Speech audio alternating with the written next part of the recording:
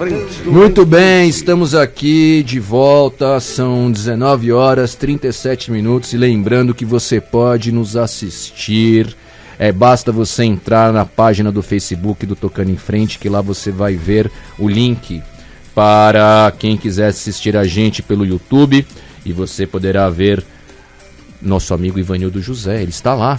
E voltamos aqui com a entrevista com a doutora Célia Bacei, que é uma profissional do direito, que atua principalmente na área do direito do trabalho e na área do direito previdenciário. Nós recebemos aqui uma pergunta da nossa querida amiga doutora Lívia. O Júlio Neri vai ler a pergunta. Como é que é a pergunta da doutora Lívia, Júlio? Doutora Célia, a pergunta da nossa querida doutora Lívia, ela gostaria de saber como faz quando a pessoa está internada e não tem ninguém para levar o laudo médico. Junto ao INSS, como é que funciona isso? Porque a pessoa está internada. E como é que vai fazer para não ter um parente, não ter um familiar? Primeiro, o adicto ele está internado.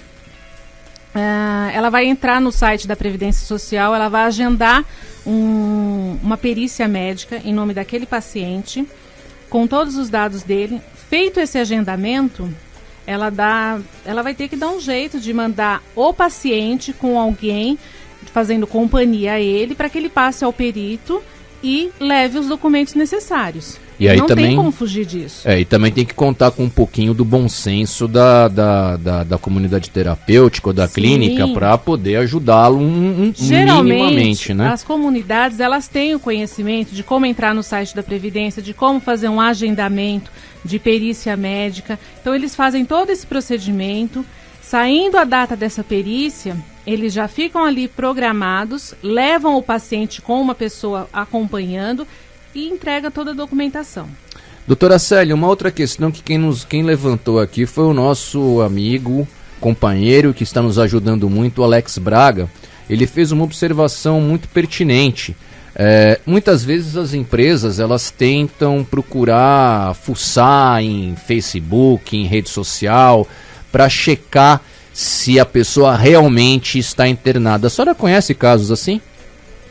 Em que a empresa procura vasculhar naquele período suposto de internação se a pessoa realmente está internada, se não está?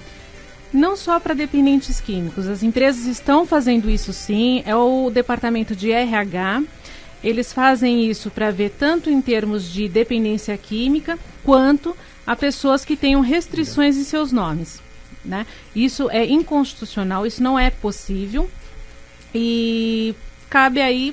Você não tem o que fazer para se defender disso, tá? Você está sujeito. Infelizmente, você está sujeito a isso. É verdade. Doutora Célia, vou perguntar mais uma coisa aqui para a senhora.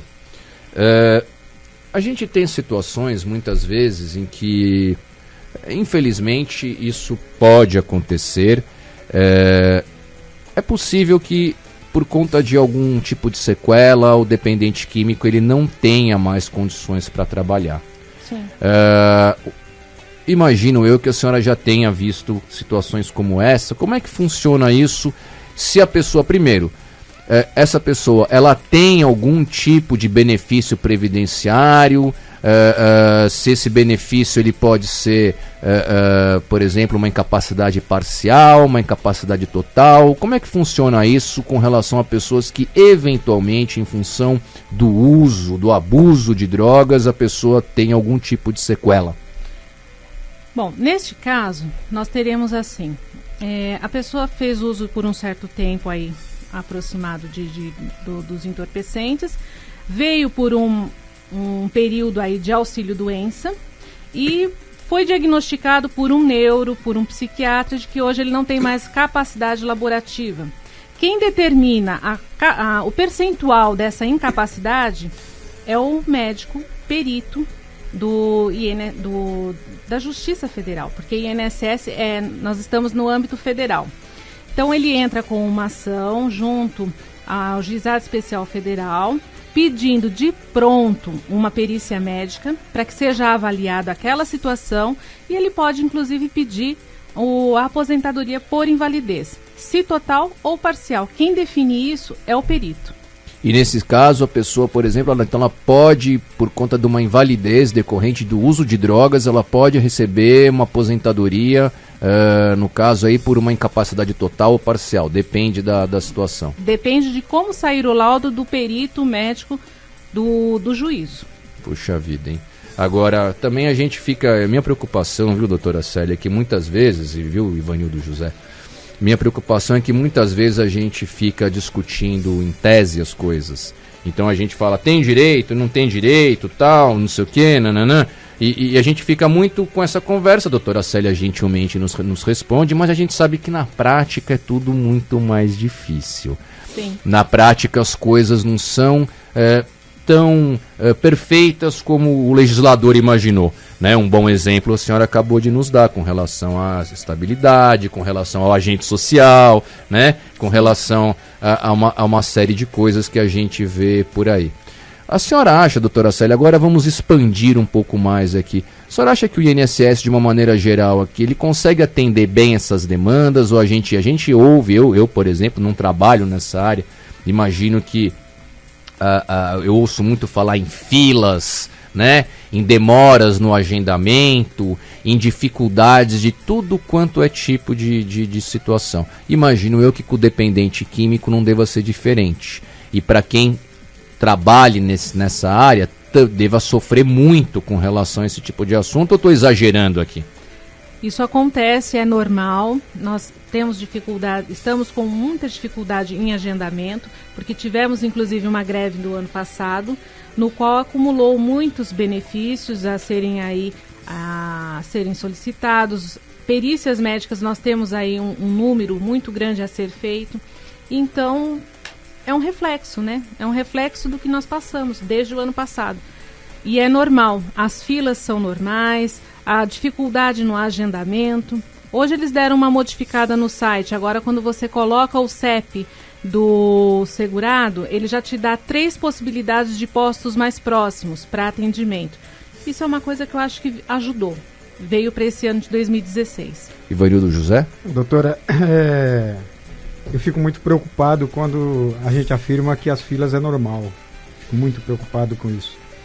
Mas a questão que nós estamos levantando lá do Faces e Vozes é um movimento que ele defende o dependente em recuperação.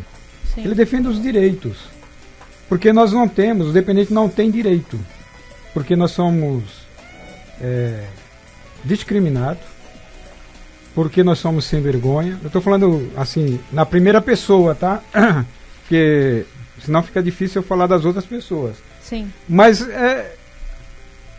às vezes o médico ele diz assim, no laudo, um laudo bacana, um laudo recheado, que essa pessoa vai ficar internada durante 6 meses. Mas na grande maioria, o perito, ele só quando ele concede 1 mês. E aí esse dependente, né, com a preocupação da doutora Lívia, viu, doutora, tem que recorrer todos os meses. Não, hoje já está assim. Você entrou com um agendamento, esse agendamento está para 2, 3 meses à frente. Quando eu conseguir passar junto ao médico perito do INSS, eu recebo a partir da data do meu agendamento. Doutor, acho que eu não fiz me entender. É assim, eu me internei. Certo. O meu psiquiatra, ele me dá um laudo dizendo que eu preciso ficar internado ou afastado do meu trabalho por 6 meses. Eu dou entrada no INSS, o perito, na maioria das vezes, ele está concedendo só 1 mês. E aí esse dependente ele tem que estar recorrendo todos os meses. Eu tenho um caso dessa semana. É que muitas vezes, imagino que você me corrija se eu estiver errado, Ivanildo, a critério do perito, né, e ele pode ter ele é soberano no juízo de valor dele, ele pode entender que não são 6 meses e são 30 dias, o que acaba dificultando a vida de todo mundo, não é isso? Sim, com certeza. Isso pode acontecer também, né? Pode, e aí cabe ao segurado ou a quem estiver fazendo a documentação o pedido de reconsideração. Pois é, e esse é que é a grande dificuldade, porque o sujeito ele está internado. Muitas vezes, Paulo, a comunidade ela tem que fazer isso todos os meses e levar o dependente ao perito todos os meses, com outra dificuldade, que nós precisamos de um laudo, e esse laudo, na maioria das vezes, é pago. Se o sujeito já está em condições de vulnerabilidade financeira, todas as vezes que a gente precisa de um laudo, nós temos que pagá-lo. E essa que o perito acho que não compreende, por acreditar que o dependente químico ele não tem coragem de trabalhar, como é que fala? É preguiçoso. Essa é uma grande preocupação. Isso daí, Ivanildo, eu acredito, viu, doutora Célia, Ivanildo, eu acho que existe uma questão aí que eu costumo dizer que em termos de dependência química nós estamos na idade das trevas, né? Nós ainda estamos muito longe, né, Ivanildo? E a própria existência da campanha Tocando o Coração comprova isso. Mas o medo do desconhecido, doutor. É o medo. Ninguém conhece até onde o assunto pode chegar, até onde atinge as pessoas. O dependente químico, ele, além de dependente químico, ele é um ser humano. E ele tem direitos, como ele também tem os deveres dele. Assim como um trabalhador de carteira assinada. Ah, não. Quanto a isso, eu não tenho a menor dúvida, é verdade. Por isso que eu digo que a gente está na idade das trevas, né? Porque a gente ainda enxerga, muitas pessoas enxergam, quando eu digo a gente, eu digo a sociedade em geral, o dependente químico não como um doente, sim como um fraco de caráter, como uma pessoa que não tem um comportamento moral, né? Preguiçoso. Nós fazemos, eu digo a sociedade, né? De uma maneira geral, ainda é feito muito, a gente faz ainda muito uma avaliação moral dessa pessoa.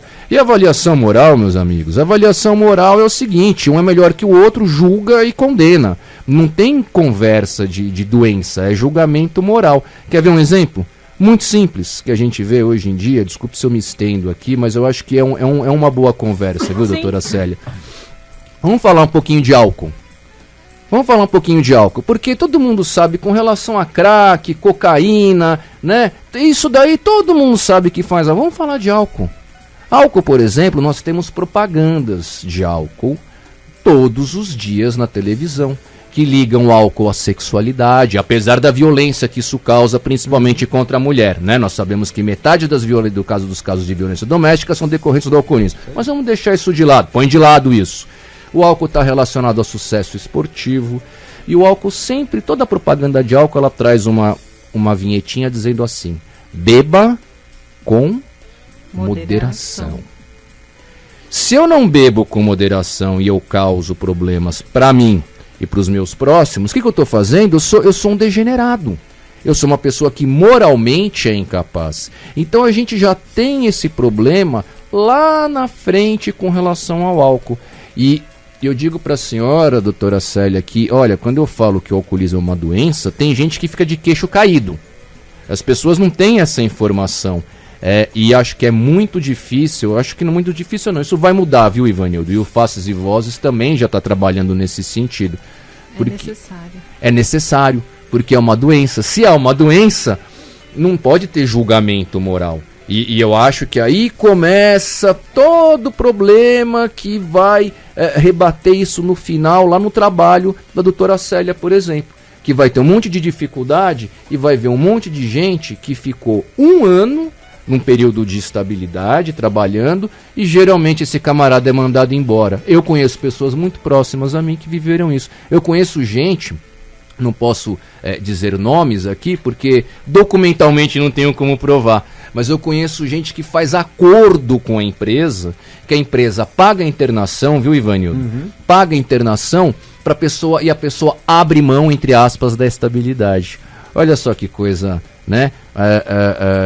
Ridícula. Triste, né? Triste, uma coisa ridícula que a gente vive. Então eu acho que a gente vive muito nesse período aqui, a gente está muito ainda engatinhando. Olha só um outro exemplo aqui né? A clínica poderia ter algum tipo de vinculação pela internet hoje em dia, o INSS, né? Podia ter algum tipo de rede que se construísse para que automaticamente, se a clínica é cadastrada, se ela está autorizada a funcionar, se ela não é uma clínica pirata, nada mais do que razoável usar um pouquinho a internet hoje em dia para que a clínica não tenha que deslocar uma pessoa para ir acompanhar esse paciente até o INSS. Tem muita coisa para fazer, mas nós estamos na idade das pedras ainda, né? Há que vir um projeto aí, né? Um projeto de lei facilitando e dando uma abrangência muito maior a esse assunto, né? Mas aí, doutora Célia, a senhora tem toda a razão. O problema dessa história, sabe o que é? É que para ter a lei tem que ter Vou falar no bom sentido, hein, gente? Falar no bom sentido, tem que ter um bicho chamado legislador. Isso aí. Sim. E o legislador tem que ter vontade política de fazer isso. Se ele não tiver vontade política, se ele não tiver sensibilidade, aí sim eu acho que cabe a questão de sensibilidade a esse problema, isso não vai acontecer. E a visão, né? E a visão. Mas, Porque doutora, a gente fala tanto de controlar as drogas na Cracolândia, a gente fala de aumentar o policiamento nas ruas e o tratamento. viu, doutora? E o tratamento que deveria ser público, né? Mas, Sim. Paulo, mas nós só vamos mudar isso com cultura. Nós criamos a cultura do adicto, ou seja, pejorativo. Quando eu falo adicto, eu quero dizer escravo, e escravo é o quê? É o cara que não tem liberdade. Sim. Mesmo ele em recuperação. Mas aí nós entramos numa outra questão, que é a questão anônima. Muitas vezes, e aí depois nós vamos conversar, e eu espero que o legislador que a gente vai eleger para essa cidade, um dos legisladores, ele tenha essa sensibilidade, viu, Paulo? Ele tenha essa sensibilidade, porque nós vamos eleger esse legislador. Por quê? Porque nós não temos a cultura da recuperação. Por exemplo, eu tenho uma vizinha, que ela foi a Portugal, ela sabe o trabalho que eu faço, e que não é de hoje, e ela me trouxe um vinho português. E eu disse para ela que eu não bebia, pelas minhas dificuldades com relação ao álcool. Sim. E ela disse assim, mas é só um gole. É isso mesmo. E ela é professora. Então, o nosso legislador, né, porque eu acredito que muita gente está trabalhando em tratamento. Isso eu acredito. O poder público não faz isso, mas tem muita gente já fazendo. Mas a gente não está criando essa cultura para nossas futuras gerações. Lá embaixo, qualificando o professor. Não, você tem razão. A educação, por exemplo, deveria ser uma prioridade, né? Não sei se a doutora Célia concorda, mas será que ensinar dependência química nas escolas, advertir do problema? Porque senão fica só a família. O problema é público, a família que se vire. A família que vá buscar alguém, que vá buscar uma internação, que use eu tocando o coração. A família já sofre, já apanha, ainda tem que se virar para fazer o tratamento, e sem falar o preconceito que o familiar sofre também, Com né? toda certeza. E o que a senhora acha, doutora Célia? A senhora acha que educação seria uma saída para a gente melhorar essa cultura? Educação, com toda certeza. Porque como é que eu quero atingir um resultado se eu não começar debaixo de um alicerce? Quantas crianças hoje não vão para as escolas e têm esses problemas dentro da própria casa? Então, se na escola começar esse problema alicerçando as próprias famílias, que hoje nós temos aí uma visão de que as famílias estão fora do eixo, né, nesse sentido, você vai ter um resultado lá na frente satisfatório. E isso tem que vir. A criança ela tem que ter essa cultura do que é permitido, do que não é, do que faz mal. Ela precisa aprender, né? Sim. Ela precisa aprender. A gente aprende as coisas na Eu escola. posso tudo, mas nem tudo me convém. Claro. E eu gosto muito desse. A senhora deu bons exemplos aí, viu, Ivanildo? Porque volta e meia eu ouço, e ouvi recentemente, ouvi outro dia, gente que gosta de tratar a dependência química com um problema de polícia.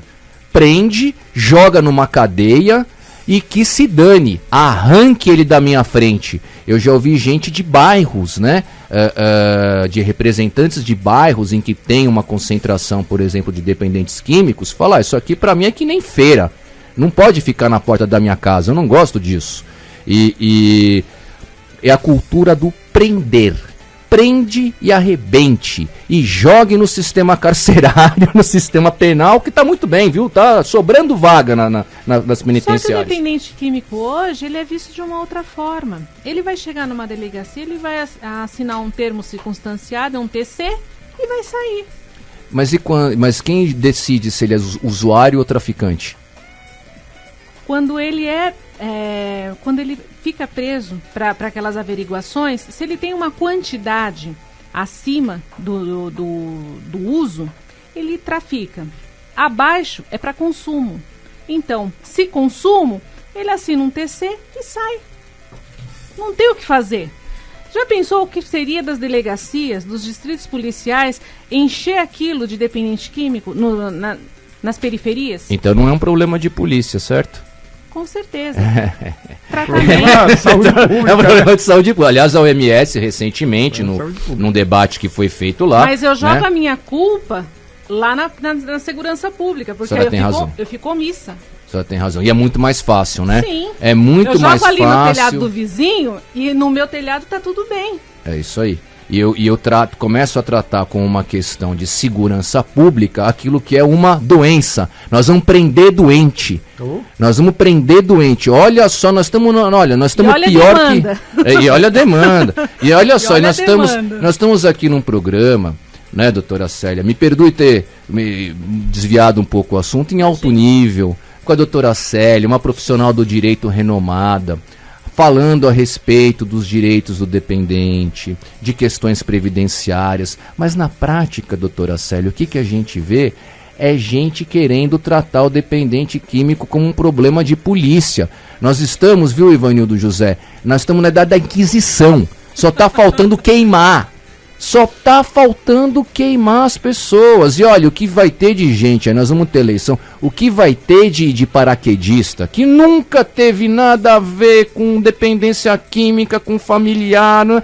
Vai, olha, sempre tem, viu, Ivanildo? Sempre tem um ou outro já tá cheio, né, Paulo? Já tá cheio, sempre tem um ou outro, viu? Tá sempre gente procurando, porque nós estamos há muito tempo, e aí eles começam a querer fazer coisas que eles nunca fizeram. O Paulo me conhece, ele sabe qual é a minha posição sobre essas pessoas. Não tenho papas na língua, não. Muito bem. Bom, infelizmente está chegando a hora do programa terminar. Ivanildo, você tem uma palavrinha? Tenho, rapidinho. Hoje eu estive lá na paróquia Santa Mena, agradecer lá ao Padre Kleber, ao coordenador da Pastoral da Sobriedade, o Luiz, a Juliana, e ao diácono Luiz Carlos, lá da paróquia Santa Mena, e ao Pete lá de Curitiba. Pete, um abraço. Doutora Célia, o contato da doutora Célia é 973658123, 973658123, 011 aqui em São Paulo. Muito obrigado, doutora Célia, um grande abraço, espero nos vermos em breve. Eu é que agradeço o carinho e poder contribuir aí com vocês. Fala um tchau aí, Júlio. Uma boa noite a todos, obrigado doutora Célia, Ivanildo, ao Paulo, mandar um forte abraço lá a todos lá do Amor Exigente, que estamos tendo lá uma grande quermesse. Ao Miguel Tortorelli. Ao seu Miguel Tortorelli, a dona Adélia, todos os colaboradores, e convidar todos lá para a nossa quermesse que está correndo lá na paróquia Santa Joana d'Arc. Um forte abraço e um beijo no coração de todos. Obrigado, pessoal, valeu, até a próxima, tchau.